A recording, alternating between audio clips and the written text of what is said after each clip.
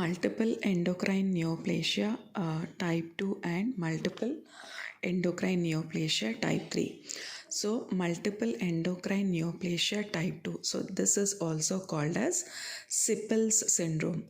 Multiple endocrine neoplasia type 2, it is also called as Sippel's syndrome. So this Sippel syndrome is characterized by medullary thyroid carcinoma, pheochromocytoma and parathyroid tumor. So what is the tumor that is common in men 1 and men 2? It is parathyroid tumor. So in men 2, it is also characterized by association of medullary thyroid carcinoma and also pheochromocytoma. So there are three clinical variants of men 2. So what are those three clinical variants? Those are men 2A, men 2B and medullary thyroid carcinoma only. So we have three clinical variants in men 2. So what are those three clinical variants? Men 2A, men 2B and medullary thyroid carcinoma. So men 2 is also called as Sippel syndrome. So it is characterized by association of medullary thyroid carcinoma, pheochromocytoma and parathyroid tumor. So three clinical variants of men 2 are recognized. So what are those three clinical variants? Men 2A, men 2B and medullary thyroid carcinoma only. So men 2A, this is also referred to as men 2. It is the most common variant. So men 2A, it is also men 2. So this is the most common variant. So in men 2A, medullary thyroid carcinoma is associated with pheochromocytoma in 50% of patients, may be bilateral, and with parathyroid tumors in 20% of patients. So men 2A, which is the most common variant, this is only called as men 2. So in this, what is associated? Medullary thyroid cancer. It is associated with pheochromocytomas in 50% of the patients. It may be bilateral and with parathyroid tumors in 20% of the patients. With parathyroid tumor in 20% of the patients. So the association of medullary thyroid carcinoma, it is more with which tumors? It is more with pheochromocytomas. And there are rare associations of this men 2A.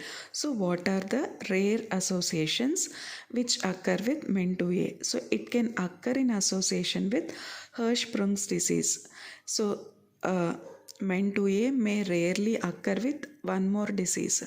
So what is the other disease which is associated with men 2A? So it is associated with Hirschsprung's disease. So how is this Hirschsprung's disease? It is caused by the absence of autonomic ganglionic cells in the terminal hindgut, resulting in colonic dilatation, constipation and obstruction. So men 2A, it is also known to occur in association with Hirschsprung's disease.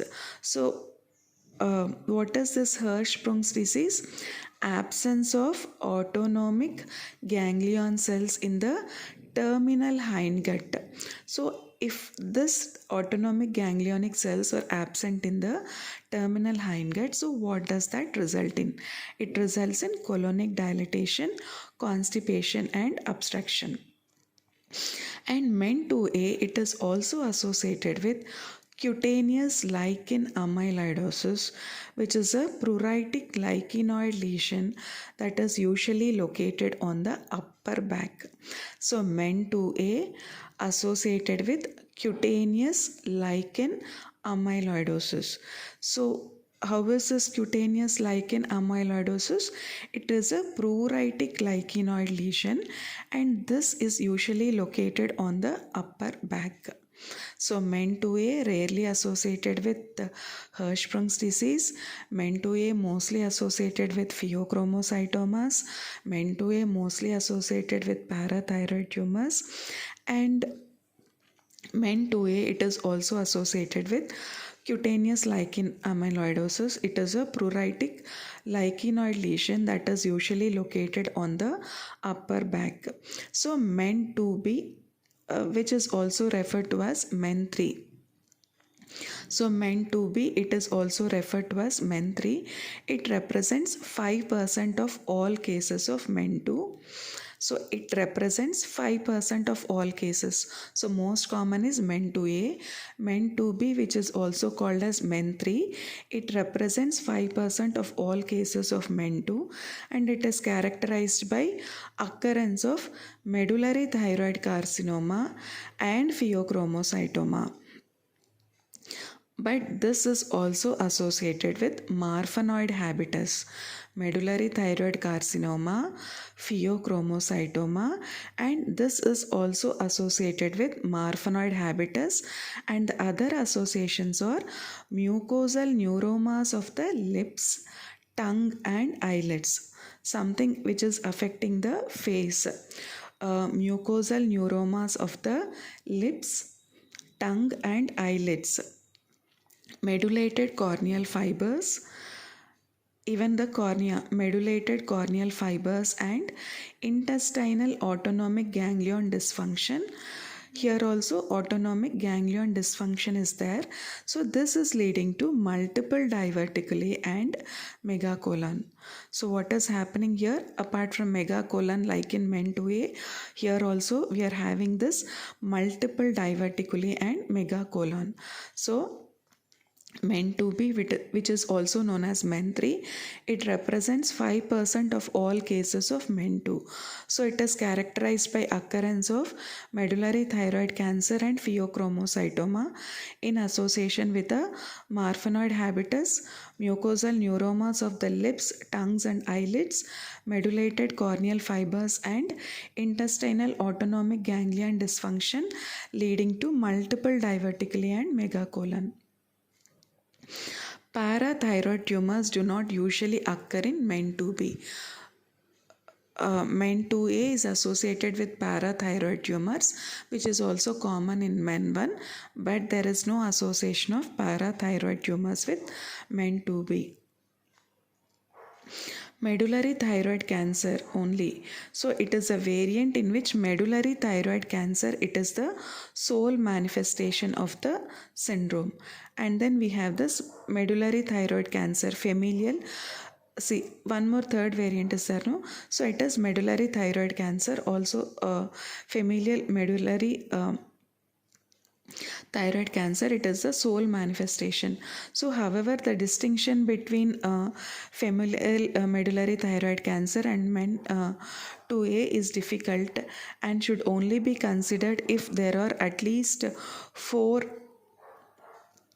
family members aged greater than 50 years who are affected by medullary thyroid cancer but not pheochromocytomas or primary hyperparathyroidism. So to differentiate between medullary thyroid cancer and MEN2A, it is difficult for only to tell that patient has got only familial medullary thyroid cancer. There should be at least 4 family members and they should be aged greater than 50 years who are affected only by medullary cancer but not with other tumors. And all of the MEN2 variants are due to mutations of the rearranged RET proto-oncogene which encodes a tyrosine kinase receptor. So in the MEN2 variants, they are due to mutations of the rearranged during transfection, or also called as RET, rearranged during transfection proto-oncogene which encodes a tyrosine kinase receptor.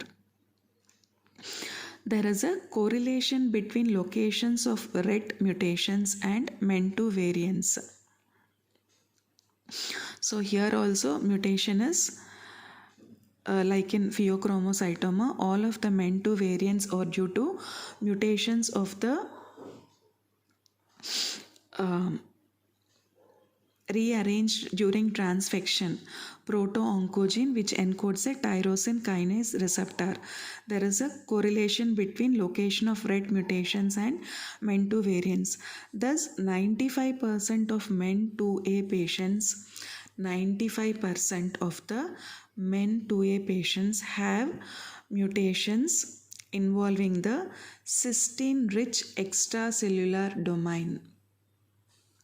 So 95% of the MEN2A patients, they have mutations involving the cysteine-rich extracellular domain. So 95% of the MEN2A patients, they have mutations involving the cysteine-rich extracellular domain with mutations of codon 634. Codon 634 for 85% of MEN2A mutations. So these mutations, 95% involves the cysteine-rich extracellular domain. So these mutations are cysteine-rich extracellular domain with mutations of codon 634 accounting for 85% of MEN2A mutations. And familial medullary thyroid cancer patients, they also have cysteine-rich extracellular domain, but the codon is different. Here the codon is 618. Here the codon is 618. In contrast, 95% of MEN2B and MEN3 patients, they have most of codon 918 of the intracellular tyrosine kinase domain. So MEN2B, MEN3 patients. So MEN2B and MEN3 patients. MEN2B, or we also call MEN2B as MEN3 patients. So 95% of MEN2B, they have mutations of the codon 918 of the intracellular tyrosine kinase domain. Familial medullary thyroid cancer also 618, but it is extracellular domain. MEN3 patients, intracellular tyrosine kinase domain. Codon here is 918, whereas codon in MEN2A is 634 and it is cysteine-rich extracellular domain. Only intracellular tyrosine kinase domain mutations are seen in MEN3 patients or MEN2B in 95% of the patients.